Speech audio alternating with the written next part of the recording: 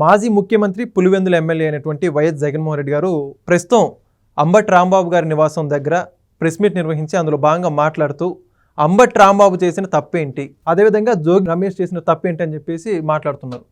అయితే మొత్తానికి ఇదే అంశానికి సంబంధించి మరిన్ని విషయాలు తెలుసుకోవడానికి మనతో ఉన్నారు సీనియర్ జర్నలిస్ట్ సత్యమూర్తి గారు.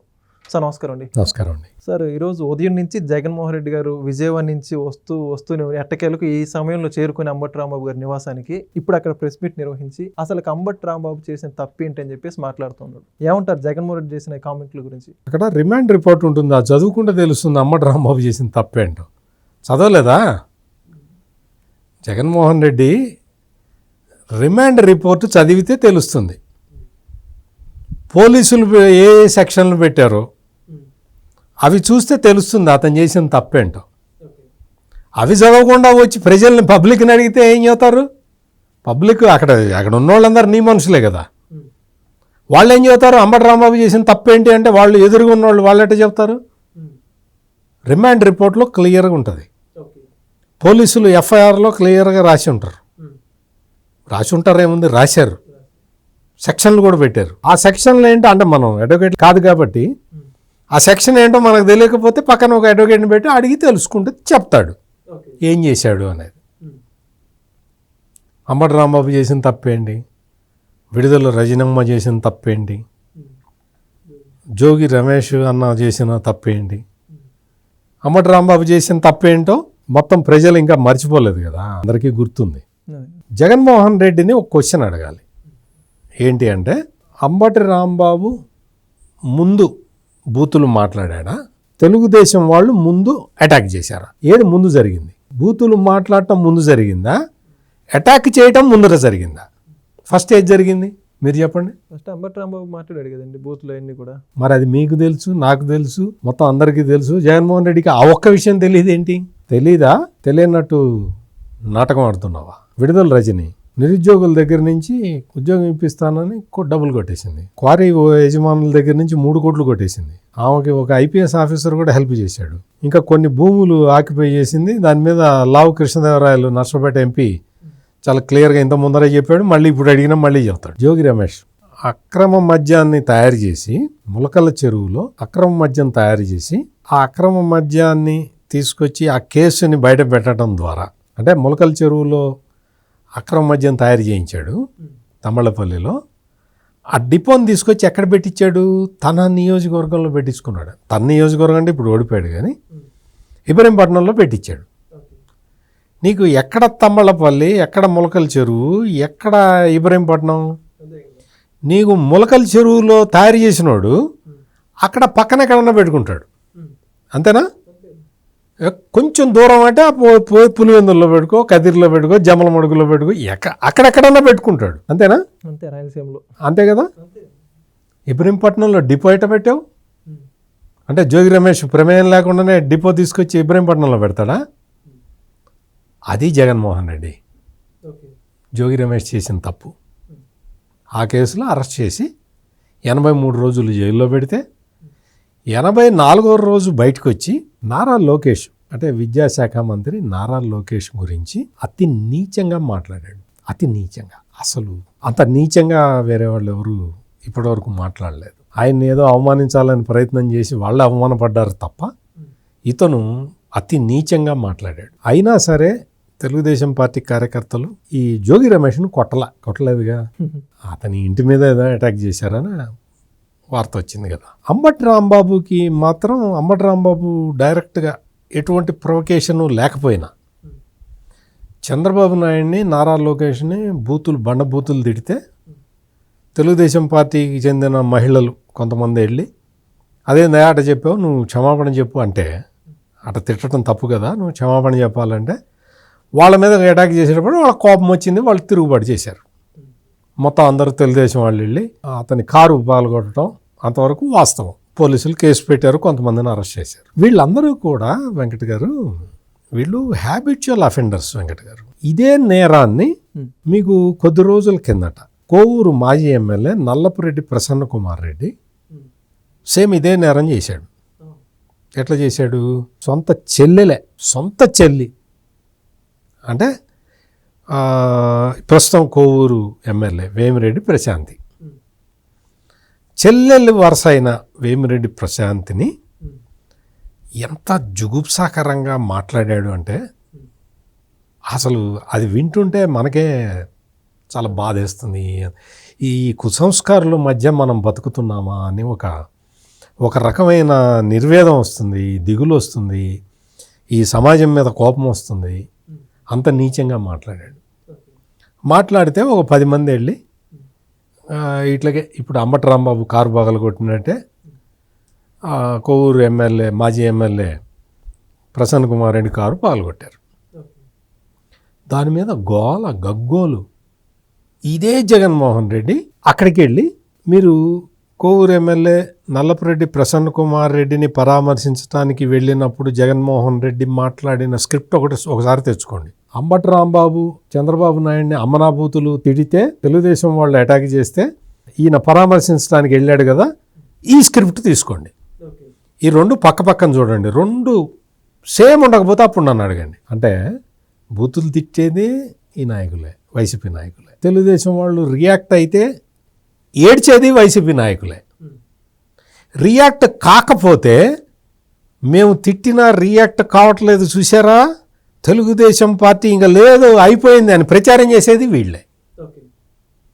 రియాక్ట్ అయితే వెంటనే జగన్మోహన్ రెడ్డి ఓదార్పు యాత్రకు వస్తాడు. స్క్రిప్ట్ అదే ఉంటుంది, పేర్లు కొట్టేసి పేర్లు మార్చి కొవ్వూరు మాజీ ఎమ్మెల్యే నల్లపురెడ్డి ప్రసన్న కుమార్ రెడ్డి ఆ పేరు కొట్టేసి సత్తెనపల్లి మాజీ ఎమ్మెల్యే అంబటి రాంబాబు అని చదువుతాడు, మారుస్తాడు అంతే. స్క్రిప్ట్ అంతా ఒకటే ఉంటుంది. అవమానం చేస్తారు, దెబ్బలు తింటారు, ఏడుస్తారు, తర్వాత ఓదార్చడానికి ఈయన వస్తాడు, అదే స్క్రిప్ట్ చదువుతాడు. ఎంతకాలం ఇట్లా? ఎన్ని కేసులు? ఇంకెన్ని కేసులు చూడాలో? కళ్ళు మూసుకుంటే 2 ఏళ్ళు అయిపోయింది అంటున్నాడు జగన్మోహన్ రెడ్డి. కళ్ళు నువ్వు మూసుకొని ఉన్నావు. నువ్వు ఈ 2 ఏళ్లే కాదు, నువ్వు అధికారంలో ఉన్న 5 ఏళ్ళు కూడా కళ్ళు మూసుకొని ఉన్నావు.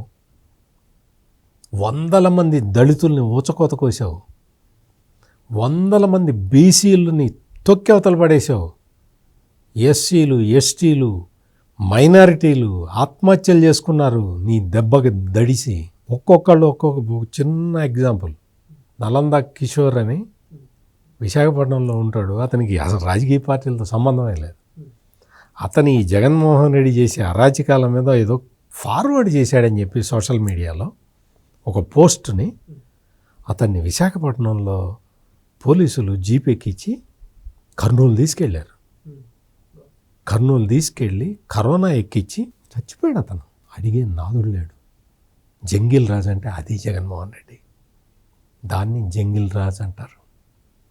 1 కాదు 2 కాదు, మీకు ఎగ్జాంపుల్స్ చెప్పాలి అంటే కరోనా టైంలో నేను డాక్టర్ని, మామూలు మాస్క్ పెట్టుకుంటే పని చేయట్లేదు, N95 మాస్క్ ఇవ్వండి అని అడిగితే డాక్టర్ సుధాకర్ని వెంటాడి వెంటాడి వేటాడి వేటాడి చంపేశారు.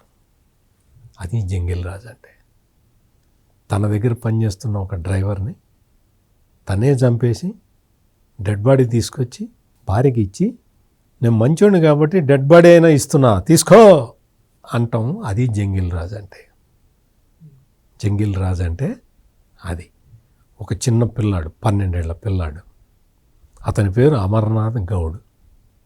అమర్నాథ్ గౌడ్ మా అక్కయ్యని వేధించద్దయ్యా అని బతిల్లాడితే అక్కడున్న ఆ బ్యాచ్ అంతా కూడా ఆ అమర్నాథ్ గౌడ్ని సజీవ దహనం చేశారు. పెట్రోల్ పోసి తగలబెట్టారు. స్కూల్కి ట్యూషన్కి వెళ్ళి వస్తూ ఉంటే అమర్నాథ్ గౌడ్ 12 ఏళ్ల పిల్లాడు సజీవ దహనం అయ్యాడు. అది జంగిల్ రాజ్ అంటే. అమర్నాథ్ గౌడ్ చనిపోయినప్పుడు ఈ జోగి రమేష్ గౌడ్ అక్కడికి వెళ్ళి కులాన్ని వాడుకోకూడదండి, కులాన్ని కుల దృష్టిలో చూడకూడదండి అని సన్నాయి నొక్కులు నొక్కొచ్చాడు. ఈ రోజున అదే జోగి రమేష్ నా కులం మరి నేను బీసీనండి, నా మీద దాడి చేస్తున్నారండి అని చెప్తున్నాడు.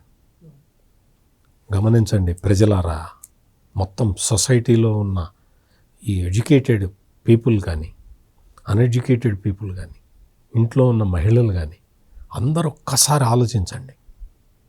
నేరాలు చేస్తున్నది ఎవరు? ఆ నేరాలని సమర్థిస్తున్న వ్యక్తి ఎవరు? ఒక్కసారి మీరు గమనించండి, చూడండి, మీకే అర్థమవుతుంది. సమయానుకూలంగా మాట్లాడటం. ఈ రోజున జగన్మోహన్ రెడ్డి వచ్చి అంబటి రాంబాబు లాంటి కాపు నాయకుడు అని చెప్తున్నాడు. అంబటి రాంబాబు కాపు నాయకుడా జగన్మోహన్ రెడ్డి? ఒక్కసారి చెప్పు నువ్వు. అంబటి రాంబాబు ఏ రోజునైనా నేను కాపు నాయకుడిని అని చెప్పాడా? Point number 1. పాయింట్ నెంబర్ 2, మీకు కావాలంటే ఒక వీడియో పంపిస్తా. అంబటి రాంబాబు కాపు కులస్తుల్ని తాగుబోతులు, తిరుగుబోతులు అని చెప్పాడా లేదా? Point number 2. పాయింట్ నెంబర్ 3, ఆయన పర్సనల్ విషయాలు మాట్లాడటం నాకు ఇష్టం లేదు, కానీ మొన్న ఏదో ఏబిఎన్ ఛానల్లో వెంకటకృష్ణ అనే ఆయన చెప్పారు, ఆయన కుటుంబంలో అల్లుళ్ళు అందరూ అమ్మోళ్ళు ఉన్నారని చెప్పి. అంటే చెప్తున్నా, అంబటి రాంబాబు కూతురు వచ్చి ఆమె ఏం చెబుతుంది? కాపు కులస్తులం మేము అని చెబుతుంది. మరి వేరే కులం ఆయన్ని నువ్వెందుకు పెళ్లి చేసుకున్నావు? సింపుల్. నేను అడుగుతుంది, నువ్వు ఎవరినైనా పెళ్లి చేసుకోవచ్చు, మైనారిటీ తీరిపోతే నువ్వు ఎవరినైనా చేసుకోవచ్చు. నేను అభ్యంతరం పెట్టట్లా, కానీ నువ్వు వచ్చి ఏం చెప్తావు? నా కాపు కులం, నా కాపు జాతిని అవమానించారంటావు. నీ కాపు జాతిని అంటే, నీ కాపు జాతి అంటే నీకు అంత ఇది ఉన్నప్పుడు, ప్రైడ్ ఉన్నప్పుడు వేరే కులం వ్యక్తిని ఎందుకు పెళ్లి చేసుకున్నావు అని అడిగితే నువ్వేం సమాధానం చెప్తావు? చెప్తున్నా అంటే ఆయన నీకు మీ నాన్న బూతులు తిట్టాడు, అమ్మ నా బూతులు, పచ్చి బూతులు. అవే మీ నాన్న చంద్రబాబు నాయుడిని, నారా లోకేష్ని తిట్టిన బూతులు. మీ నాన్నని ఎవరైనా తిడితే నువ్వు కానీ మీ అమ్మ కానీ ఊరుకుంటారా? Straight question. అంబటి రాంబాబు చంద్రబాబు నాయుడిని, నారా లోకేష్ని తిట్టిన బూతులు, సేమ్ అవే బూతుల్ని రిపీట్ చేస్తే, మీ నాన్న వైపు రిపీట్ చేస్తే ఎవరైనా మీరు ఊరుకుంటారా?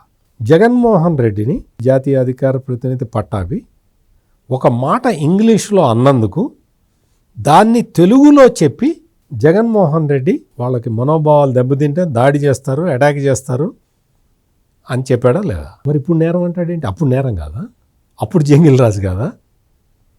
అంటే ఇవన్నీ లాజిక్ కోసం నేను చెప్పట్లేదు సుమా, నేను చెప్తున్నది గమనించాలి. జగన్మోహన్ రెడ్డి ఈ రోజున సమాజాన్ని మోసం చేయటానికి మళ్ళీ ఎట్లా సిద్ధపడుతున్నాడనేది చెప్పటానికే నేను ఈ ఎగ్జాంపుల్స్ కోట్ చేస్తున్నా. నేను చెప్తున్నది సమాజాన్ని మోసం చేయటానికి మళ్ళీ రెడీ అవుతున్నాడు జగన్మోహన్ రెడ్డి. ఎట్లా రెడీ అవుతున్నాడు అంటే దాన్ని వివరించి చెప్తూ ఉన్నా నేను. వేరే వేరే రూపాల్లో దిగుతున్నాడు. అంబటి రాంబాబు బూతులు తిడితే అంబటి రాంబాబు మీద పోలీసులు కేసు పెడితే అంబటి రాంబాబు కాపు నేత అంటాడు. జోగి రమేష్ క్రమ మద్యం కేసులో ఇరుక్కొని జైల్లో ఉండి ఆక్రోశం పట్టలేకొచ్చి లోకేష్ని బూతులు తిడితే ఆయన ఇంటిని తగలబెడితే ఈ జోగి రమేష్ బీసీ అంటాడు. మరి చెప్పు, నువ్వు కూడా చెప్పు, నేను రెడ్డిని అని చెప్పు. నేను రెడ్డిని, అందుకనే నా మీద అక్రమాస్తులు కేసు పెట్టారని చెప్పు. నువ్వు అది చెప్పు, ఇది చెప్పు. పోనీ ఇంకో క్వశ్చన్, నువ్వు పోసాని కృష్ణమురళిని అరెస్ట్ చేశారు, వల్లభనేని వంశీని అరెస్ట్ చేశారు. మరి అప్పుడు ఈ కమ్మోళ్ళని చంద్రబాబు నాయుడు అరెస్ట్ చేస్తున్నాడని చెప్పావా? ఎందుకు చెప్పలా?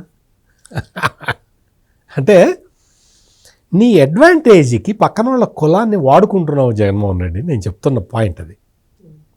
అంటే కుట్రలు కుతంత్రాలు చేసుకుంటూ రాజకీయాల్లో ఎప్పుడైనా కానీ మనం ఒక ఆదర్శానికి కట్టుబడి ఉండి రాజకీయం చేయగలిగితే ప్రజలు ఇవాళ కాకపోతే రేపైనా హర్షిస్తారు. ప్రతిదీ కుట్రే. జగన్మోహన్ రెడ్డి చేస్తున్న పనులని గమనించాలి అందరూ. ఎందుకు గమనించాలి అంటే ఈ కుట్రలు కుతంత్రాలు ఇవన్నీ చేసుకుంటూ ఒక కాజ్ లేకుండా ప్రజలలో ఉన్న ఈ కులాల పట్ల మతాల పట్ల ఉన్న ఆకర్షణని రెచ్చగొట్టడానికి ప్రయత్నం చేస్తున్నాడు. నేను చెప్పే పాయింట్ అది. అంబటి రాంబాబుని పరామర్శించడానికి వెళ్ళి నువ్వు ఆ కేసు గురించి మాట్లాడు. నువ్వేం మాట్లాడుతున్నావు? తిరుపతి లడ్డు గురించి మాట్లాడుతున్నావు.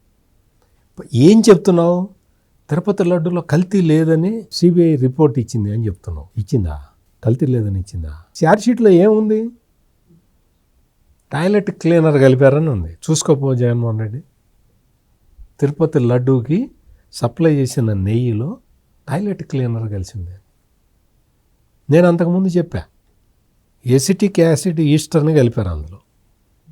దాన్ని దేంతో ప్యూరిఫై చేస్తారో తెలుసా? సల్ఫ్యూరిక్ యాసిడ్తో ప్యూరిఫై చేస్తారు.